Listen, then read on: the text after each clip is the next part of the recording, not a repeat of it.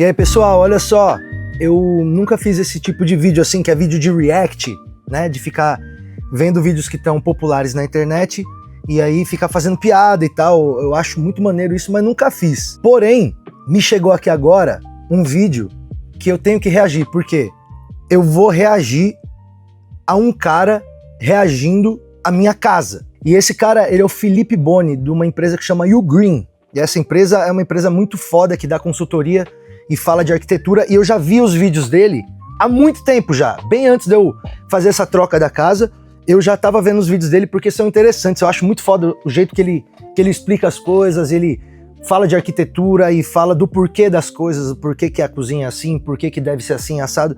E agora esse cara tá falando da casa que eu tô reformando.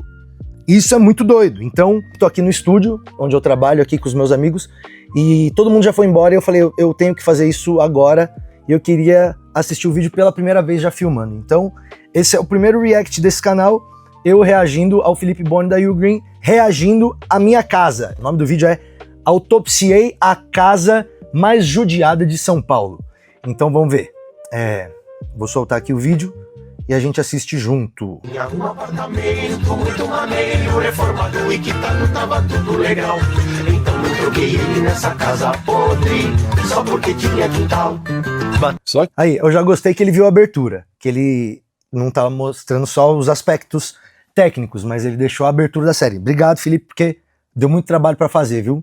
Obrigado aí, Tuca Graça, por ter cantado. Obrigado, Bruno, Cotoco. Que você tem que ver no que o cara trocou esse apartamento. Olha, eu tô vendo o céu daqui de baixo, malandro, e tá azul, tá lindo o dia, né, aliás. E pelo que ele falou, foi um negócio chave na chave sem volta. Foi e pau a aí pau. já veio a galera nos comentários mandar a braba ali. Mais legal que é uma casa híbrida, metade concreto, metade água. Tá basicamente a internet inteira falando que o cara fez besteira. Só que eu resolvi fazer diferente. Eu peguei a casa dele, eu rodei nas mesmas ferramentas que a gente usa em projeto de alta performance e simulei ali o ano inteiro, hora por hora. Então, meus amigos, nós vamos analisar aqui 8.760 horas, vamos analisar também 3.180 pontos de medição, pegando cada pontinho dessa casa aqui, e ainda a quadra inteira, raia de 300 metros aqui no modelo da casa. Então, nós vamos analisar esse negócio aqui o ano inteiro. Enquanto vocês estavam dormindo, o meu computador ficou rodando aqui, e ele viu o sol nascer 8.760 horas e não achou, basicamente, nenhuma hora bonita aqui. E aí? Caraca, olha isso! O cara passou uma simulação se baseando ali, né? Ele me pediu no direct, falou assim, me passa o CEP da tua casa, eu passei, e o resto ele fez. E ele fez uma simulação de como que vai ser um ano inteiro morando nessa casa. E com isso ele consegue dizer quais problemas que a minha casa pode vir a ter antes de eu construir, que é uma coisa boa, né? Porque aí ainda dá tempo de eu parar e mudar alguma coisa. Aí, meus amigos, o resultado que apareceu, ele contraria quase tudo que a gente fala sobre reforma aqui no Brasil. Então senta aí que tem bastante coisa hoje. Então o tema do vídeo, como vocês devem saber, é a casa do Patrick Maia. E só lembrando, tá? Isso aqui não é um trabalho de um cliente, ninguém me pagou para fazer isso. Não paguei mesmo, viu? Não paguei e nem vou pagar. Ó, você tá ligado como é que é. Você sabe melhor que eu, né, Felipe? Então, agradeço a boa vontade, tá? E o meu agradecimento aí é meio que tudo que tu vai ter. Uma visita aqui, se quiser vir aqui tomar um café quando tiver pronta a casa. Acompanhei a série do Patrick, é igual todo mundo. Só que aí eu travei numa frase que ele fala logo no começo. Eu já tenho o projeto pronto na minha cabeça. Só que eu não tenho nenhuma base técnica para saber se é possível fazer o que eu tô imaginando, né? E eu preciso falar uma coisa, quase todo mundo tem uma casa pronta na cabeça. Só que quase ninguém consegue testar se a ideia funciona antes de gastar muito dinheiro. E aí eu pedi as plantas pro Patrick, daí ele me enviou. E eu testei esse negócio aqui para ele. E o que é legal é que alguns resultados que apareceram aqui vai servir para qualquer um que tá pensando em construir ou reformar, tá? Lembrando que o projeto é do pessoal da Alvaz, os caras que estão vindo. Os caras parceiros, hein? Os caras da Alvaz chegaram na parceria lá atrás, quando eu postei a primeira imagem da planta que eu tava desenhando da casa. Os caras vêm de Jundiaí pra São Paulo toda hora pra acompanhar a obra.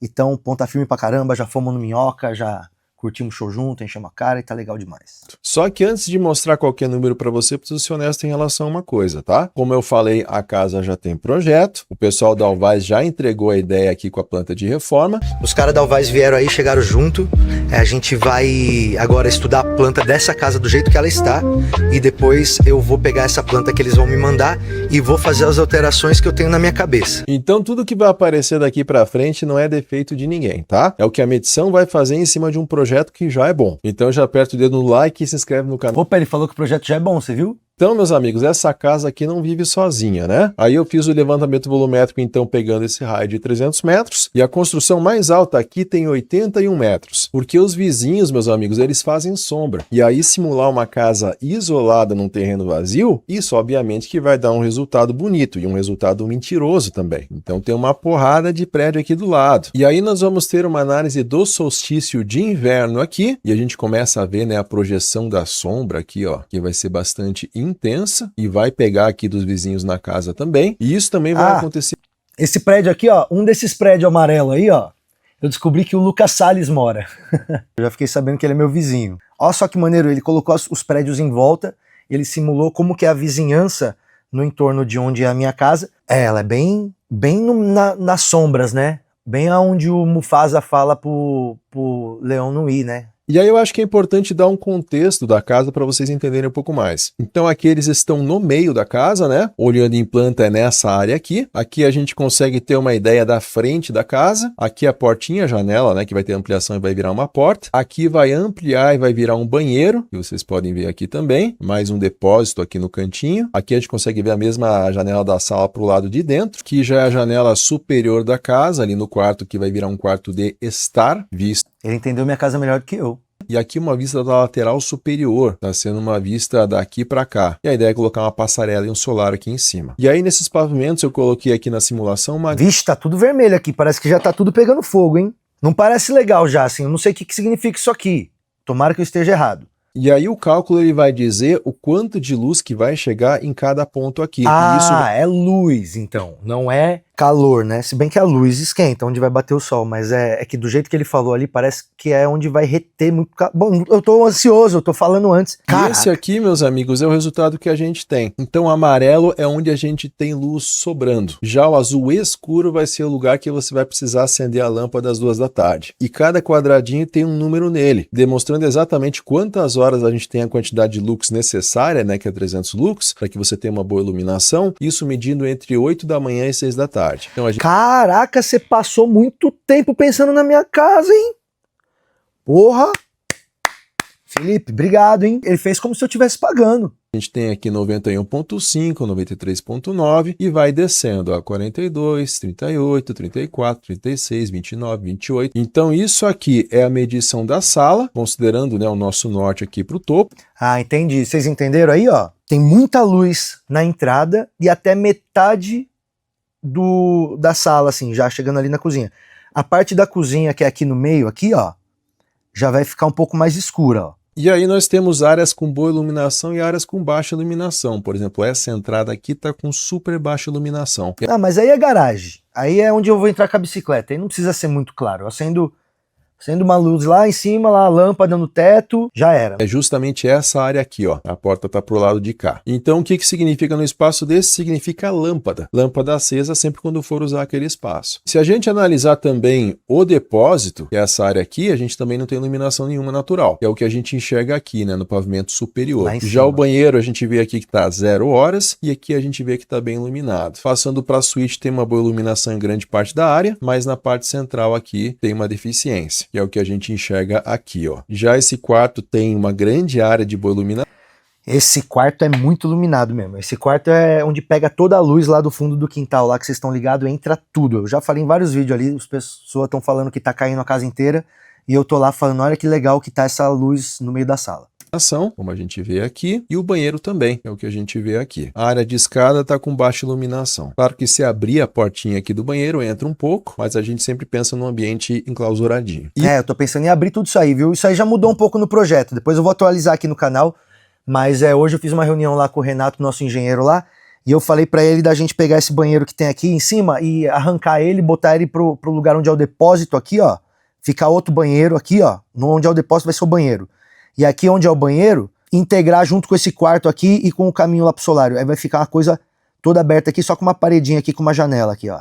Isso aqui é assunto para outro vídeo. E voltando pro depósito aqui, é uma área que não tem onde botar janela, né? Mas não é que a casa seja escura, não. 4 dos 9 ambientes, eles batem o patamar internacional que a gente usa. Batem com alteração de projeto que já foi feita. E o ateliê, né, que tá aqui atrás, chega a 72%. Então, ateliê aqui, né, quase 72%, cozinha com 62,3%, dormitório 2 com 63%, banheiro 1 com 68%. Só que você pode ver que a sala não tem uma boa distribuição luminosa, tá em 31,8% dos espaços. E aí vai vir a parte que eu mais gostei de calcular aqui. Que te impede de ver a profundidade da casa, né?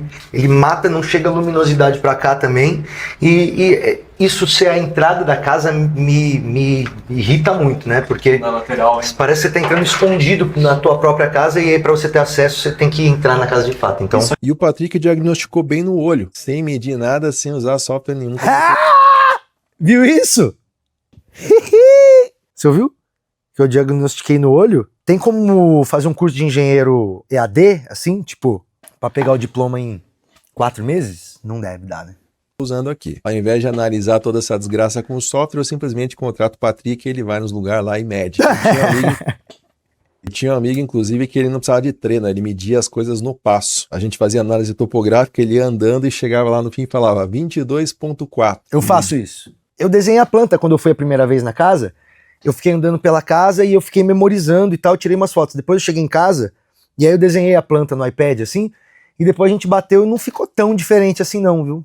Dia lá tava 22,4, era impressionante. Abraço pro Andrezão, vulgo Pantera. Então, quando essa parede sai aqui, a gente vai ter um ambiente único agora. Mais ou menos 34 metros quadrados de cozinha. Aí vai ter jantar também, e o Star vai estar aqui para trás. Como eu falei aqui, temos 62% de iluminação natural. Então, nós temos aqui o maior cômodo da casa e mesmo assim ele está passando do patamar. E é o contrário do que a gente costuma ver, porque geralmente ambiente grande, ele vai ser um ambiente escuro. E aí, nesse ambiente aqui, ele vai passar quase 6 em cada 10 horas do dia sem precisar de lâmpada nenhuma. Tudo isso por uma parede ali que ele derrubou meio de teimoso. Só que tem um cômodo que ficou de fora dessa... Obrigado, Cauê. Obrigado, Load, por terem derrubado essa parede junto comigo, viu? Que é a nossa sala aqui, né? Como a gente viu, a iluminação dá uma despencada aqui para o fundo. E aqui a gente consegue ver isso ainda mais. Então imagina que a gente tem a porta ali que eles vão fazer agora, né? Eles vão transformar essa janela numa porta e vai ampliar um pouquinho mais também. E aí a 1 metro do chão a iluminação é acima de 300 lux. Esse é o limiar que a gente busca aqui. Passou de 1 metro, chegou a 2, ainda tem 300 lux. Só que depois disso, no 3º e 4º metro, já começa a cair bastante. Podemos considerar do pavimento como um todo, né, o pior ambiente aqui, fora esse aqui que não vai ser regularmente ocupado, e o banheirinho lá atrás também que não vai ser regularmente ocupado. Tranquilo, então.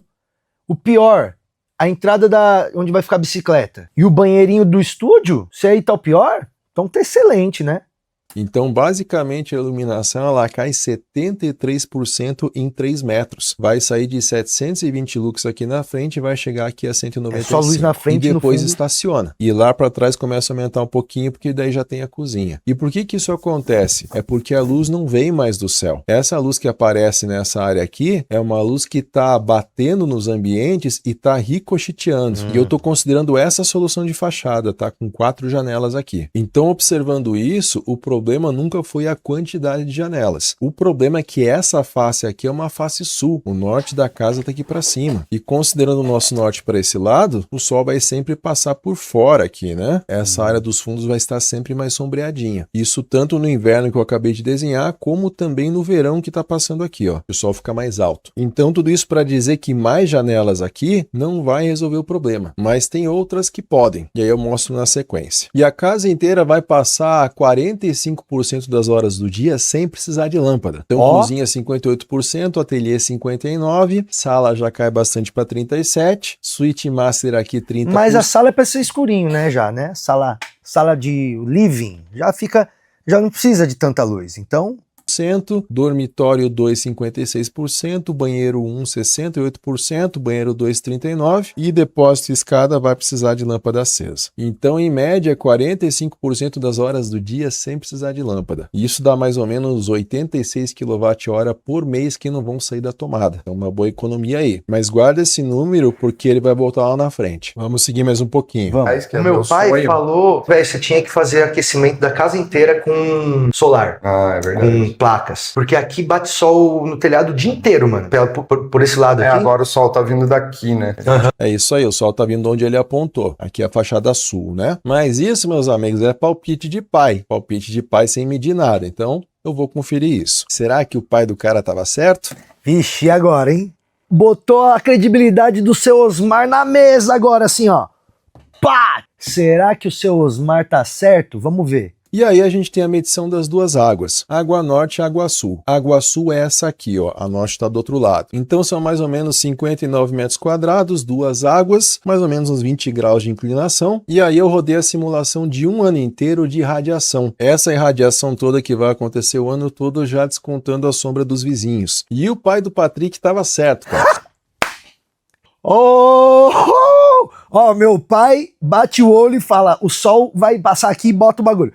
Eu bato o olho e falo, tira aquela parede que vai entrar a luz. E aí vem o Felipe Boni e plau, joga os computadores da NASA quântico que fica a noite inteira pensando pra chegar e falar, os Maia tava certo. Só que tem um detalhe aqui que não tinha como saber, né? Então, na água sul aqui, ela recebe 8 horas de sol por dia. A gente pode ver aqui, ó. E aí, na fachada norte, recebe 7,6 horas. Por que menos na fachada norte? Porque aqui tem mais elementos que geram sombra. E aí, muita gente pensaria em evitar essa sombra e colocar a placa no sul. E São Paulo aqui tá a 23 graus abaixo da linha do Equador. Então, o sol, ele vai passando pelo norte aqui, em vários pontos diferentes, e vai batendo de frente com esse telhado que está no norte aqui. Vai gerando esse efeito, batendo aqui, né? O solzinho na fachada norte. E tem a fachada sul também. Só que na fachada sul, pensa aqui, o sol vai chegar batendo mais rasante nele. Então, amanhã cedo, por exemplo, fim de tarde no verão, ele vai raspando o telhado. Então, é tipo quando você passa 2 horas na academia e não levanta muito peso. Você estava na academia tecnicamente, mas não fez muita coisa ali. E aí, uma placa de 2,5 metros de altura como essa aqui, por exemplo, ela consegue aquecer aqui até 150 litros de água por dia a 40 graus. Só que tem um detalhe que quase todo orçamento esconde, porque coletor solar não entrega a 100% o ano todo. E aqui a gente consegue enxergar isso. Então eu calculei mês a mês aqui, e aí olha aqui, ó, maio, 72% da capacidade, cai para 61, sobe para 68 em julho. E por que que isso acontece? Acontece porque o sol vai estar mais baixo, tem outro fator também que a água da rua chega mais fria, lembrando que São Paulo chega água para você, às vezes é opcional, e também tem a questão que o coletor começa a render menos. Então, crítica social foda. Então esses 3 efeitos eles vão se empilhando no mesmo mês, mas o chuveiro elétrico continua ali de apoio. Então o que vai sair de verdade da conta não vai ser a capacidade total, que seria mais ou menos 106 kWh, mas vai chegar em 93, que é muito bom. E aí eu vou além um pouquinho do que o pai do Patrick falou, porque no que sobra do telhado cabe um fotovoltaico também. E isso aqui já é uma hipótese minha, porque ninguém pediu, não está no projeto, também não vi ninguém falando no vídeo, mas cabem aí 7 módulos. Dá para fazer ali 4 kW pico e mais ou menos 373 kWh mês. Lembrando que uma casa brasileira média é mais ou menos 180 kWh mês. Então essa casa estimada pelo perfil ali eu deixei 350. Então esse telhado norte aqui ele... É verdade, porque eu não tenho família grande, não vai morar um monte de gente na casa. Basicamente sempre tá eu, tá minha mina, e só que o tanto de porcaria que eu ligo lá, de computador que vai ligar, guitarra, som, placa de vídeo, essas coisas aí, eu acho que já é bom dimensionar que vai ter um gasto maior, né? Vai gerar mais energia do que a casa consome. Mas aí pode parecer que essa conta de luz vira um crédito e acabou a história e sucesso total. Só que não é assim que a conta de luz funciona no Brasil. E inclusive eu quero entrar numa área aqui que pouca gente fala em vídeo de reforma, que é quanto uma coisa custa e em quanto tempo esse dinheiro volta. E aí a gente tem essa conta meio óbvia, né? O fotovoltaico vai gerar 373 kWh por mês. O aquecimento solar vai economizar lá os 106 que eu tinha falado no total, né? Mas que eu já descontei aí devido à ineficiência aqui nesses meses. Mas somando ali de um jeito otimista, você teria ali mais ou menos R$ 479 por mês de economia. E seria um gasto ali de mais ou menos R$ 28 mil que vai se pagar em 5 anos. Caraca. Só que essa conta tá errada, porque essa casa vai consumir mais ou menos uns 350 kWh por mês. Eu estou considerando R$ 1 por kWh, tá? Que é quando você divide o valor da fatura pelo consumo, dá mais ou menos R$ 1. E aí pensa, a gente tem lá 2 pessoas, ateliê, tem home office, tem chuveiro elétrico, e eu cheguei a alegar ali uma economia de R$ 479, ou seja, ia ser mais do que essa conta aqui de 350. Só que obviamente que ninguém economiza mais do que gasta, né? E tem 2 coisas que a distribuidora não deixa você economizar. A primeira coisa é o custo de disponibilidade. Então, mesmo que tua casa gere o dobro do que você consome, você vai pagar 50 kWh por mês de qualquer jeito, que é o padrão bifásico, que é o mais comum numa casa desse tamanho em São Paulo. Então, esse 50 você vai pagar de qualquer forma. E a segunda questão é que o excedente que você joga na rede, ele não vale a tarifa cheia. Pela Lei 14... que você sabe que é isso, né? Você coloca painel solar na tua casa, aí você pode vender energia pro governo, entendeu? Você usa a energia que ele gerou, e aí vamos falar que sobrou 200 quilowatts lá. Você pega esses 200 e manda pra rede, pra casa dos outros, e isso fica de crédito para você, ou acho que volta em dinheiro também. 1.300 você paga uma parcela da rede sobre essa energia. E aí o crédito que sobrar, ele expira em 60 meses. Então nós temos a conta de luz hoje que está em R$ 350.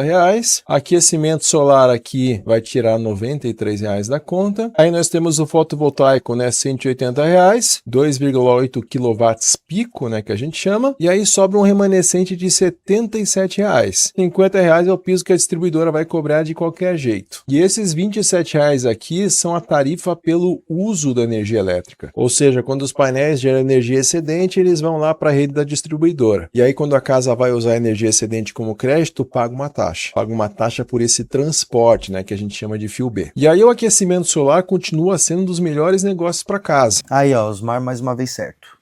Mais uma vez, Osmar certo. Payback de 5,9 anos. Ou seja, tu gasta lá, em 5,9 anos você recupera esse valor de volta. E aí o dimensionamento correto do fotovoltaico seria 2,8 kW pico, né? Dimensionando pelo que cabe no telhado bonitinho ali. Investimento aí de 15 mil a 20 mil reais. Aquecimento solar fica de 5 mil a 8.500, mais ou menos. Então o sistema passa de 7 módulos aqui para só 5 para atender a casa. Essa parte então, ficou obviamente, o difícil, certo né? é sempre Vocês dimensionar pelo que a casa gasta. Começou muito número, né? Começou muito número, já perdeu nós, né? Nós quer ver desenho do solzinho. Cadê? Bota o solzinho de novo aí pra nós ver. Tem casinha de novo, nós quer ver de novo. Quando ficou só número, a gente já... 5 metros quadrados de captação. Só que a demanda de água não potável da casa, né, que é descarga, máquina de lavar, tanque, lavar cachorro, lavar quintal, isso aqui, se a gente vê nessa cor vermelho coral, é uma captação de 39 mil litros. Ou seja, a casa capta 3 vezes o que ela gastaria. E aí eu simulei um tamanho de cisterna que seria necessário por dia, tá? Uma cisterna de 1 metro cúbico atenderia 90% e uma de 2 metros cúbicos atenderia 98%. E de 3 metros cúbicos em diante atende 100. E aí se fizer 5 metros cúbicos, 8 metros cúbicos, 20 metros cúbicos, vai dar o mesmo resultado. E aí já seria um dinheiro parado ocupando quintal ali. E isso porque São Paulo não tem uma estiagem longa para atravessar. São Paulo tá sempre chovendinho aqui, né? Tá Agosto e junho são os piores meses, maio também. Mas a gente dimensionou para algo que funciona muito bem aqui nos piores casos também, né? Então a cisterna ela só precisa segurar um intervalo entre uma chuva e outra, que é de dias. Daí eu falei, beleza, esse seria o dimensionamento da cisterna. Só que daí eu fui calcular o quanto que isso tira da conta, né? Porque você está fazendo uma cisterna para economizar também. E aí eu vi que até 10 metros cúbicos mês, a Sabesp ela cobra um valor fixo. E você vai pagar ali R$ 30,30. Use você 1 metro cúbico ou use 10. E aí, cara, um casal, ele vai usar aqui uns 9 metros cúbicos mês. Então, assim, se a gente capturar toda essa quantidade de chuva aqui, isso não vai tirar um centavo da conta do Patrick. Basicamente, estou dizendo assim, que 119 mil litros de água estão caindo do céu em cima daquela casa, de graça, e a Sabesp está olhando para isso falando assim, que bonitinho, mas você tem que pagar aqui R$ 30,30 mesmo assim. Olha aí, né? Que doido.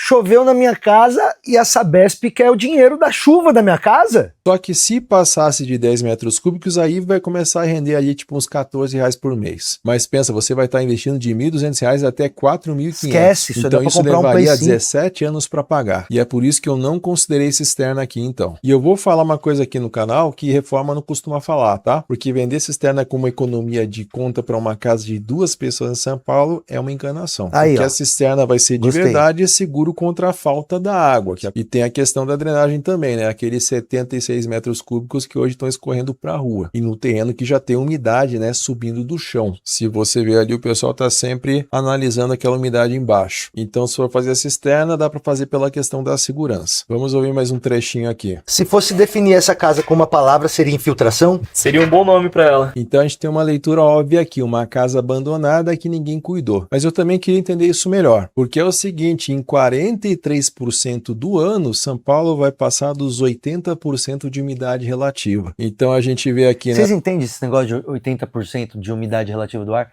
100% de umidade... Vocês entendem essas coisas? Porque pra mim eu não entendo nada. Pra mim é tipo... O que acontece se for 100% de umidade do ar? Você nada em vez de andar? Tipo assim, vira água tudo em volta de você? Será que é isso? A porcentagem das horas do mês com umidade relativa maior que 80%. A gente tem aqui março, abril, junho, outubro, novembro, tudo acima aí de 50%. E essa umidade acima de 80% é justamente o patamar em que o fungo se instala. Mas aí você pensa uma coisa, peraí, o clima da cidade inteira é assim, então toda casa em São Paulo deveria apodrecer? E não é isso que acontece. Então eu fui calcular a margem disso. Qual que é a temperatura em que a umidade na superfície ela chega nos 80%? Então aqui a linha branca a temperatura do ar. A gente vê, né, aqui em branquinho, janeiro, fevereiro, março, abril, maio, junho, temperatura do ar aqui. E a linha vermelha aqui, pegando esse exemplo desse ponto aqui, essa linha aqui mostra quando a parede chega a 80% de umidade na superfície, que é o patamar favorável para o mofo. Então chegou nos 80% de umidade e fica favorável ao mofo. E olha como elas encostam aqui quase. E aí nesse cenário, basta a parede ficar só 0,4 graus Celsius mais fria do que o ambiente, para ficar suscetível ao mofo. E se chegar nessa linha azul aqui, né? Aqui já não é mais risco de mofo só. A água começa a condensar. Então basta uma parede ficar um pouquinho mais fria que o ar para a superfície dela já ficar no patamar do fungo. Então o que eu quero dizer assim, que clima não apodrece casa, mas o clima deixa toda a casa de São Paulo a uma distância muito pequena do problema. E aí pensa, uma parede em contato com solo úmido, ela vai ficar fria o ano todo e vai ajudar a receber água líquida subindo ali. E telhado sem isolamento lá em cima também fica frio toda madrugada. E esse ar parado deixa o interior mais úmido que a rua. Então, ó que louco, então sua casa às vezes tá fria demais e você não sabe por quê. É porque o chão às vezes não tá impermeabilizado, tá subindo água pela parede. nós temos um total de 3.745 horas de risco no ano. E pensa assim, ó, um monte de gente projeta casa em São Paulo pensando no calor, né? Pensando em ar-condicionado, em brise, em vidro de controle solar. Só que a casa do Patrick não apodreceu porque o dono era relaxado. Na verdade, ela passou décadas com alguns gatilhos todos armados ao mesmo tempo ali. E Olha. quais são esses gatilhos? Umidade subindo no chão, né? Que eu já falei. Um telhado também Água subindo pelas paredes, primeiro problema. sem isolamento e também não tinha nenhuma ventilação ali. E aí o clima só precisou chegar e cobrar conta. E por isso que a resposta aqui também vai ser tripla, tá? O que dá para fazer ali? Uma barreira química, né, para cortar a água que sobe ali. Também o isolamento, né? Ele vai tirar, né, a superfície fria da cobertura e é possível também colocar uma clarabóia operável para tirar o ar parado. Só que não pode fazer só uma das três. Escolher uma das coisas e achar que o problema vai acabar. Então, assim, meus amigos, das 3.745 horas em que a casa está em risco, a gente tem aqui 86% que são as horas úmidas com vento disponível. Olha que beleza. Ou seja, a ventilação cruzada vai secar essa casa em 86% do tempo em que ela está ameaçada. Uou! E ela vai poder fazer isso de graça. E se a gente olhar a Uou! O vento vai arrumar... Mano, o vento vai arrumar a minha casa. É o que ele falou. O vento vai deixar minha casa não ficar mais toda podre, toda infiltrada, igual a gente tá vendo em todos os vídeos. A temperatura também, em mais ou menos 65% do ano, a temperatura vai ficar aqui, né, entre 18 e 28 graus. Então 59 mais uns 5% aqui. E vai ficar nessa temperatura com vento, super importante. Então o que eu quero dizer, 2/3 do ano, janela aberta já vai entregar conforto. E aí, meus amigos, numa casa em São Paulo, um projeto de ventilação, ele vale mais do que projeto de ar-condicionado. E custa... Com certeza. Se a gente conseguir fazer um jeito na minha casa que não precise de ar-condicionado, é o que eu vou querer com certeza absoluta, porque me irrita, eu tenho rinite, meu nariz fica seco, já começa a sair uns perdigoto seco, duro, minha garganta começa a coçar, eu odeio ar-condicionado. Lá no estúdio, tudo bem, lá no ateliê, lá no fundo, tem que ter ar porque vai trabalhar fechado muitas vezes e aí tem que ter ar-condicionado, mas o resto da casa, se eu puder, tô correndo de ar-condicionado. Quase nada se for decidido cedo. Então perceba hoje aqui, sem saída alta, você tem 2,9 renovações por hora. E aí se você colocar uma claraboia de 0,6 metros quadrados, seria mais ou menos uns 75 por 75. Aí você tem 3,8 renovações por hora, consegue trocar o ar todo em 16 minutos, então o ar quente consegue escapar por cima, né? E a renovação sobe bastante. E uma de 1 metro quadrado, né? 1 por 1, vai dar 6,1 renovações por hora. Então troca o ar todo da casa em 10 minutos. Ventilação praticamente dobra, né, quando a gente compara os dois cenários. Nossa, aqui. casa fresquinha no verão, hein? Precisa menos de ar-condicionado, renova melhor o ar, ajuda a retirar a umidade e a casa amanhece 1,9 graus Celsius mais fria também. E aí deixa eu parar um segundo aqui. Pensa, ó, tudo que eu mostrei até agora dava para decidir antes de assinar qualquer coisa. A orientação do telhado, por exemplo, a umidade que está apodrecendo parede, saber se o vento consegue resolver, os cômodos também que nunca vão ter janela. E lembrando que o Patrick já comprou a casa, né? Então lembrando também que não adianta vir só criticar aqui agora, porque o bagulho já tá feito, agora é daqui pra cima, né? Então as decisões dele agora vão ser só remédio, descobrir o estrago e ir corrigindo. E corrigir vai custar muito mais do que teria custado o escolher certo. E aí, se você ainda não comprou terreno, não fechou a planta, não... Isso é verdade. Ó, os caras da Alvaz chegaram pra mim lá no momento ainda ali, que foi muito importante de não ter começado a sair fazendo as coisas. Porque se você sai fazendo na loucura, achando que vai dar certo, no final... Era uma bobagem que você podia ter pensado antes e aí você podia ter economizado muita grana. Por exemplo, esse negócio que ele tá falando do ar-condicionado. Eu vou querer conversar com ele para entender exatamente. Eu vou pagar uma passagem. Ó, Felipe, vou pagar uma passagem de ônibus, leito, para você. Leito, hein? De Curitiba, água à vontade. É naquela caminha, leito. Você vem para cá, a gente vem na casa, você fala onde que tem que ter as janelas para não precisar ter ar-condicionado mais. E aí depois eu te levo lá no forno para nós almoçar aqui no centro de São Paulo. O forno é um restaurante, não é que vai ter um forno na minha casa. Tem um restaurante aqui que é onde eu levo as pessoas para impressionar elas. Não tratou ninguém, você está numa posição em que ele não está mais. Você ainda pode decidir um monte de coisa. E é nesse momento aqui em que nós criamos, meus amigos, o Casa Certa. E o Casa Certa é um sistema de decisão para quem vai construir ou vai reformar e não quer descobrir. Eu falei para minha mina ontem isso aí. Eu falei, vou comprar o Casa Certa do Felipe Boni, vou fazer o curso. Pra ficar chavão mesmo, pra saber o que os arquitetos estão falando, os engenheiros, saber o que dá pra fazer, o que não dá. E os erros no meio da obra. E você tem 10 módulos, desde avaliação de terreno antes de comprar, quando também reformar compensa, quando não compensa, o quanto de casa que também você precisa, né? Porque construir metro quadrado a mais, por exemplo, isso é um erro que custa muito caro. E é super comum na construção brasileira, saber dimensionar os seus espaços. Saber onde você pode economizar, onde economizar vai te custar mais caro depois, como contratar também sem ser enganado, e o módulo inteiro voltado ao conforto. Sol, vento, umidade, ruído. E ele vem com uma planilha que faz a conta com você. Então você preenche e sai com o número e não com uma sensação. E pensa assim, uma reunião com o arquiteto ou engenheiro, ele rende 10 vezes mais quando você já sabe quais perguntas fazer. E é isso que esse sistema entrega. Então, Casa Certa é uma das possibilidades vale muito que você a pena tem isso aqui. Isso aqui não é um dinheiro jogado fora, hein? Você parar muito pra pensar no projeto e conversar com alguém foda. E pagar um projeto, e pagar um estudo igual esse aqui que o Felipe tá fazendo, porque isso aí, você tá construindo uma casa, mano. Não é um bagulho que vai durar 6 meses, é uma porra de uma casa que você vai morar por muito tempo. E depois que você sair de lá, outras pessoas vão morar por muito tempo lá. Esse trechinho aqui agora. A gente subir na parte lá superior da casa, lá a gente vai abrir uma passagem e eu vou mostrar pra vocês lá em cima pra sair nessa laje. De lá de cima da casa, você vai ter um acesso com uma pontezinha pra tomar sol e tirar muita onda. Então são 29 metros quadrados aqui de laje virando solário. Só que a gente precisa ver o quanto de sol que vai ter ali. E aí assim, ó, se aquela laje tivesse num campo aberto, ela receberia 12 horas de sol por dia. E aí eu rodei alguns cenários para descobrir onde que tá indo o resto. E aí o que tem ao redor da casa já tira 6 horas,4 ali por dia. Mais ou menos 53%. Tudo que tá aqui, né, ao redor. Mas os vizinhos aqui já tiram 2 horas e meia. Tiram também 20%. E aí sobra 3 horas por dia. E aí se a gente só tem 29 metros quadrados, só 5,4, que é essa área mais clara aqui, essa área é a única que vai ter mais de 4 horas de sol por dia. Nesse canto aqui. Então lugar para espreguiçadeira é nesse canto aqui. Churrasqueira, se quiser colocar, eu colocaria para cá. Então já fica uma ideia de setorização. Olha que foda isso, hein, malandro?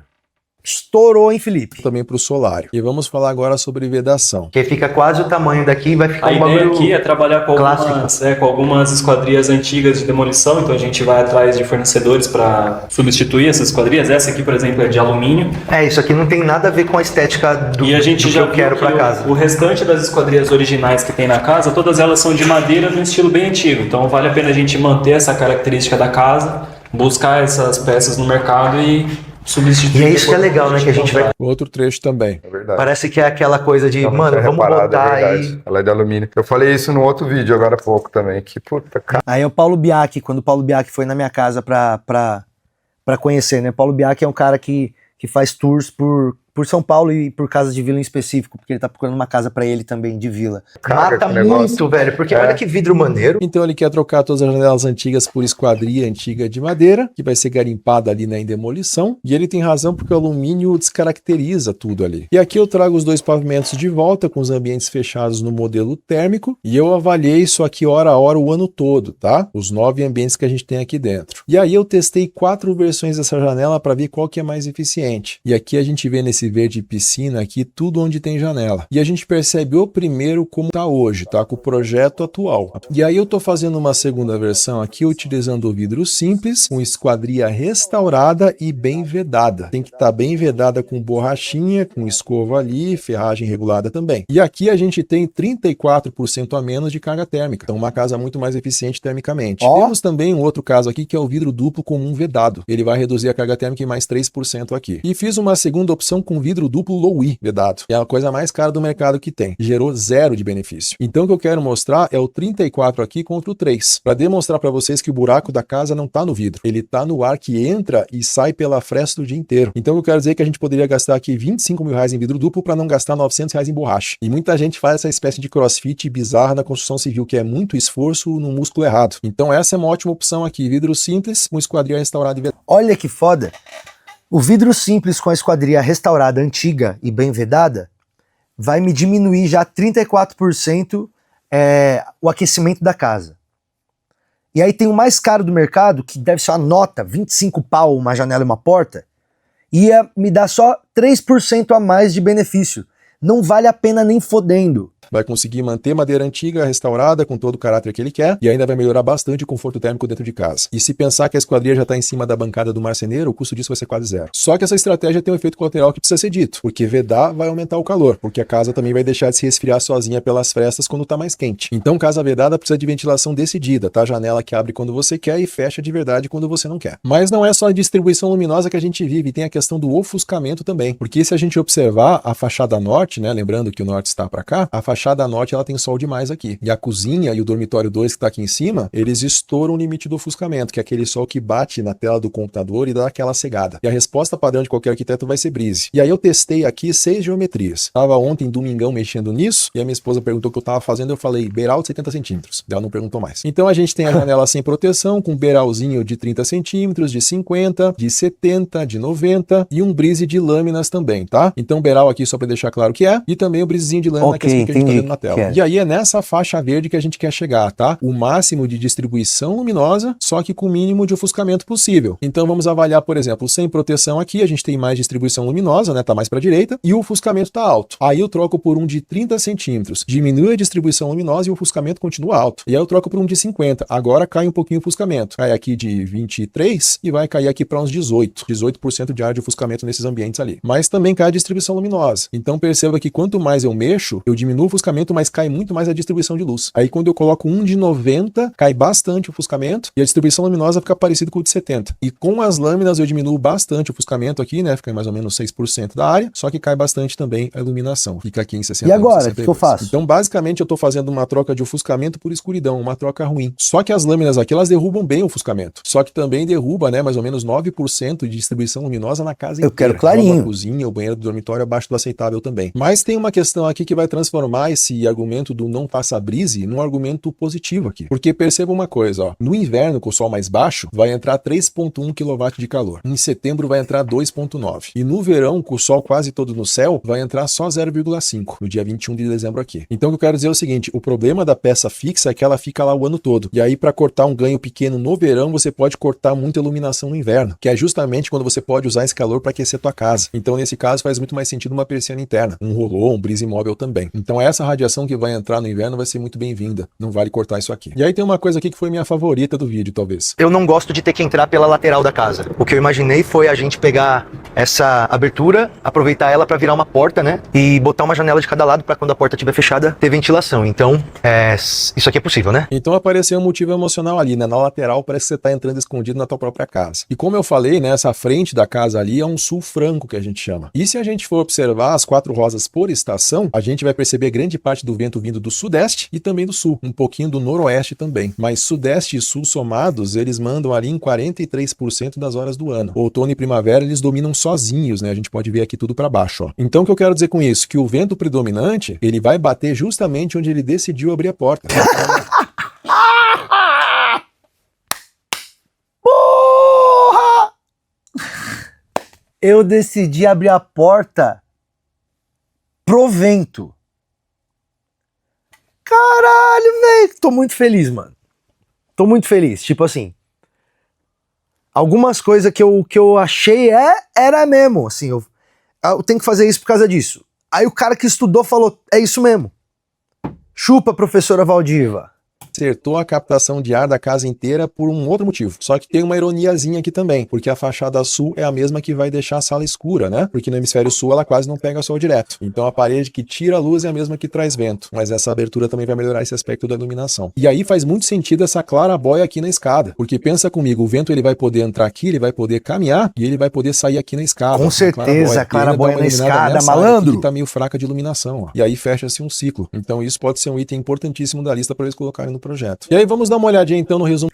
Pessoal da Alvaz, lição de casa. Pessoal da Engren também. Todo mundo tem que assistir o vídeo do Felipe Boni aqui. O projeto desenhado está entregando 48,5% de luz natural, que é o que a gente vê aqui. 4 dos 9 ambientes passam, né, no critério internacional, só que com algumas mudanças que a simulação apontou, né, um caixilho maior, por exemplo, aqui, isso já sobe para 59,7%. 5 dos 9 ambientes ficam aprovados então. Mais 2 clarabóias difusas, e aí minha sugestão é uma aqui em cima da escada, uma em cima do depósito também. E lembrando, né, que tem que ser uma clarabóia difusa, não é aquela de vidrão, né, porque o vidrão vai acabar ofuscando muito lá dentro, gerando muito calor também, e com isso a gente sobe para 70,5% do projeto ali com mais iluminação também. Então 8 dos 9 ambientes ficam aprovados. Aí eu fiz uns testes também ampliando as janelas de cima, não gerou muita melhoria, aumentaria 3% da iluminação natural, não acho que compense, e a sugestão do Breeze lá não funcionou e acabou até piorando. Então essa sugestão de iluminação, entre outras estratégias, são possíveis de serem feitas, tudo isso sem mexer na estrutura, sem mudar a cara da casa também e sem brigar ali com arquiteto nenhum, só medindo antes. E mais um negocinho aqui. Tem gente que me considera famoso, eu não sou rico, eu não tenho dinheiro,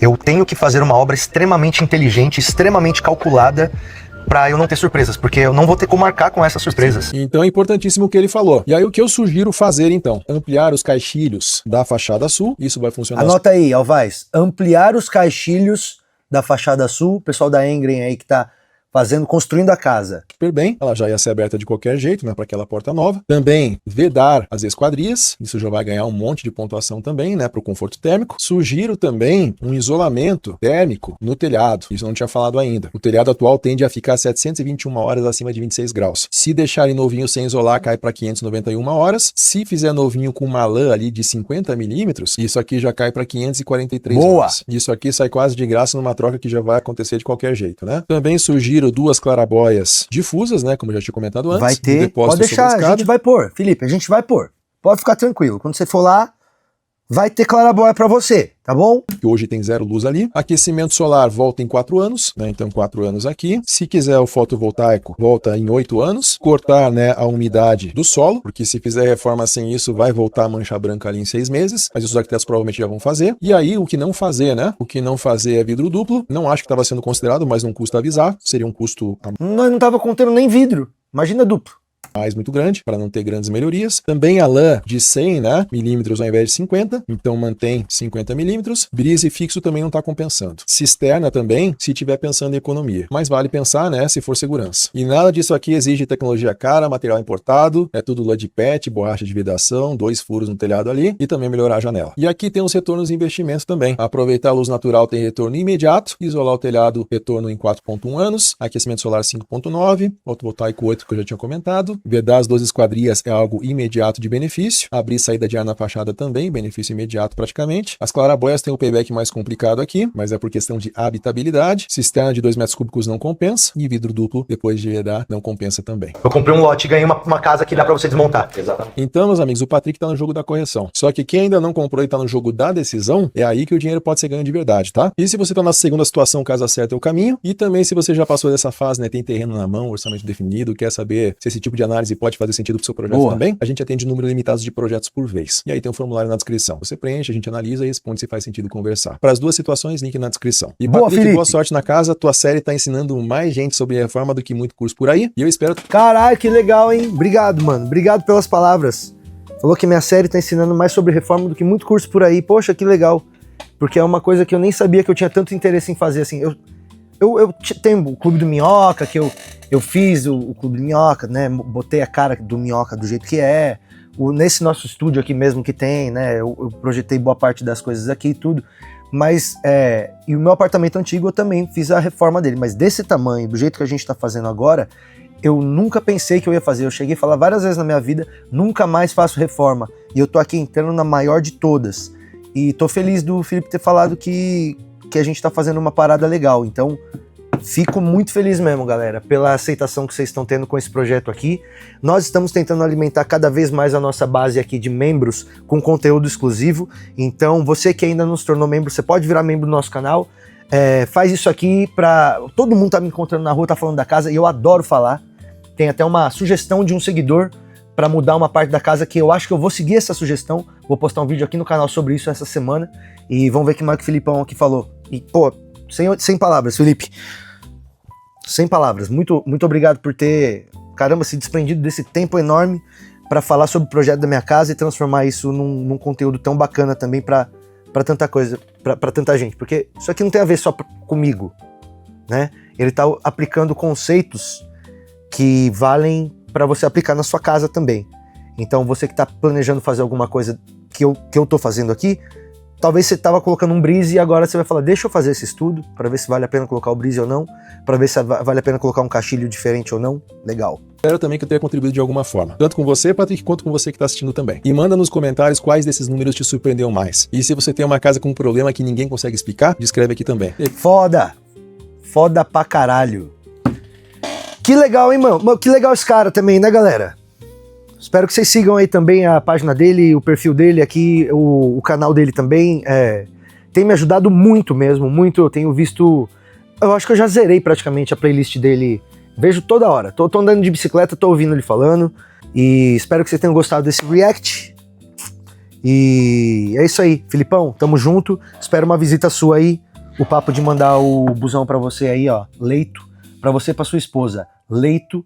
E 50 pra cada um pra gastar no Graal. Fechou? Tô esperando vocês aqui na minha casa. Até mais, pessoal, também aí que acompanha a gente. Daqui a pouco tem mais vídeo aí no canal. Como sempre, continue acompanhando nossa reforma. É nóis, até daqui a pouco. Tchau.